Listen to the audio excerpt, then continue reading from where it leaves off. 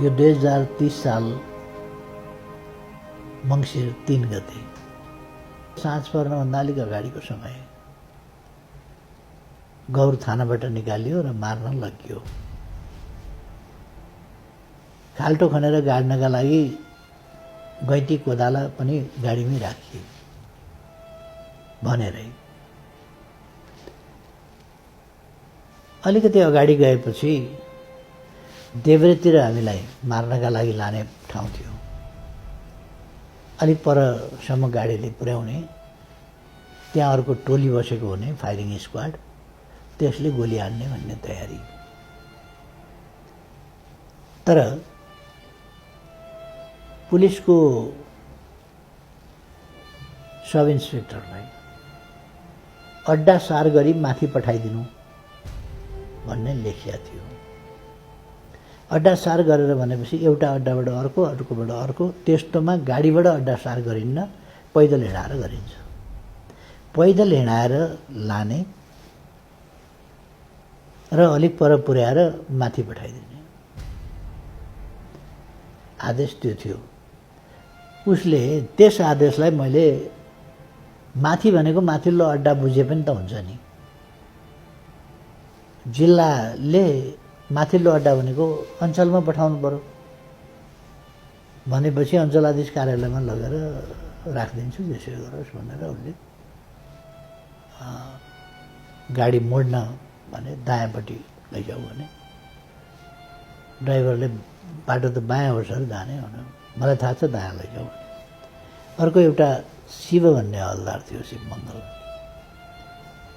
उसले के गरे साहब, देब्रे लानुपर्छ, तयारी देब्रेको छ, तपाईँ दाहिने भन्दै हुनुहुन्छ भनेपछि म अफिसर हुँ, चुप लागेर बस, होइन भने ठिक हुनु,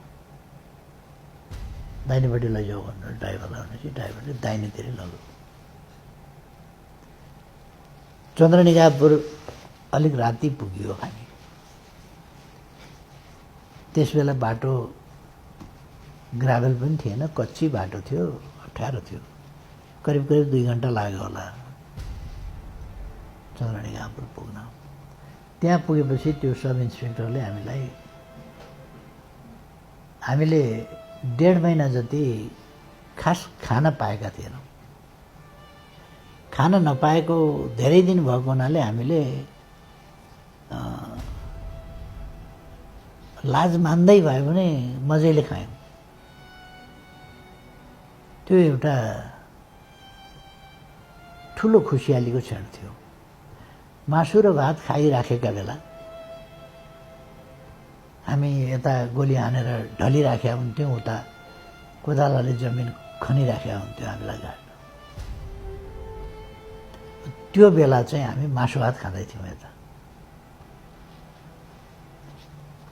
कति उल्टो परिस्थिति हाम्रो निम्ति त त्यो त एउटा ठुलो युद्ध जिते भन्दा ठुलो कुरा थियो। त्यति बेलाको जिन्दगी अचम्मको जिन्दगी थियो नि। मर्ने बेलामा मासु भात खाने, चिहानमा सुत्ने बेलामा थपी थपी मासु भात खाने। अनि त्यति बेला मलाई एउटै कुराको पिर परिराख्यो। जीवनको आनन्द पनि आयो, बाँच्नुको आनन्द पनि आयो, तर एउटा कुराको पिर परिरह्यो। अब यो सब इन्सपेक्टरको के हुन्छ? हामी केही घन्टा थप बाँच्छौँ, तर उसको जिन्दगी के हुन्छ भन्ने। मैले उसलाई भने, तपाईँले किन यस्तो गर्नुभएको? तपाईँ आखिर हामीलाई त मारिहाल्छ, तपाईँले किन हामीलाई बचाएर आफूलाई जोखिममा किन हाल्नुभएको भन्दा उनले मलाई मारिहाल्दैन, किन मैले मार्नुपर्ने काम त केही गरेको छैन। त्यसकारण म त गएदेखि मेरो जागिर नजाने हो।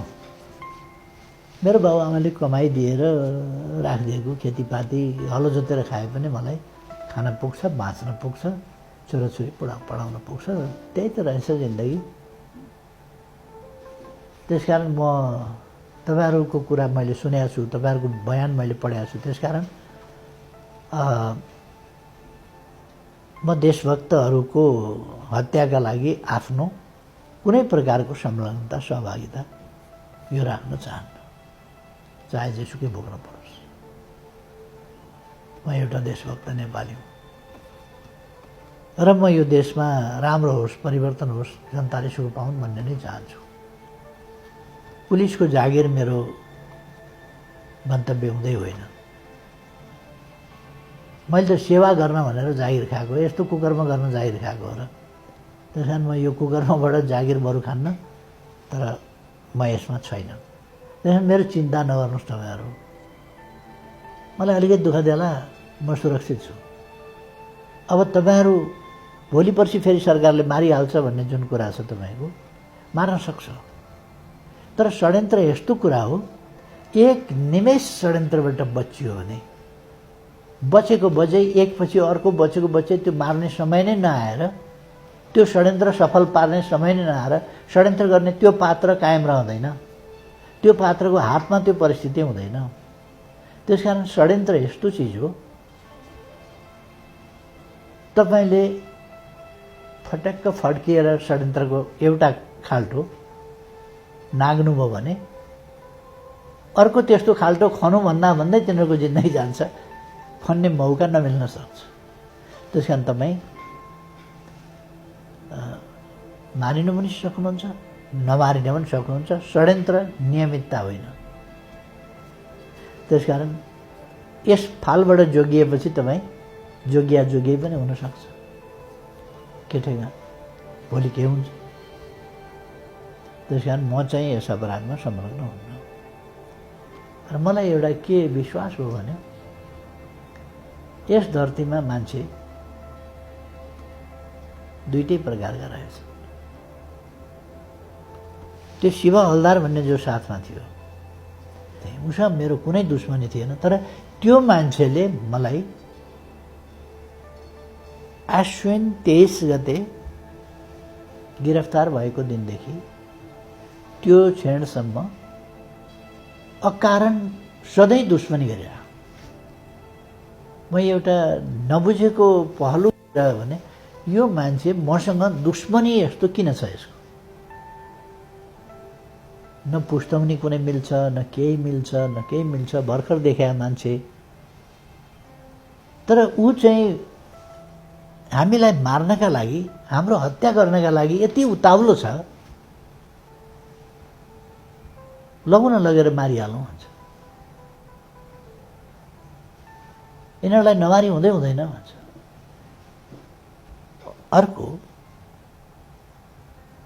मैले कहिल्यै केही गुण नलगाएको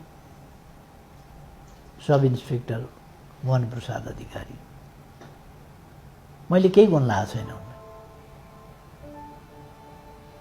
तर त्यो मान्छे आफूलाई जतिसुकै भने पनि उसको वृत्ति विकास होला, के होला, सरकारबाट मान पदवी अलङ्कार पुरस्कार केही पाउने होला, प्रमोसन होला, ती सबै कुराको आश मारेर उसले खाइराखेको जागिर होला, त्यो कुरालाई छोडेर मानवीय भावना देखाउँछ र मार्न चाहिँ म तयार हुन्न। त्यसमा मेरो कुनै प्रकारको संलग्नता हुँदैन भनेर आफूलाई पृथक देखाउँछ। यो दुईटै प्रकारका मान्छे धरतीमा हुँदा रहेछ।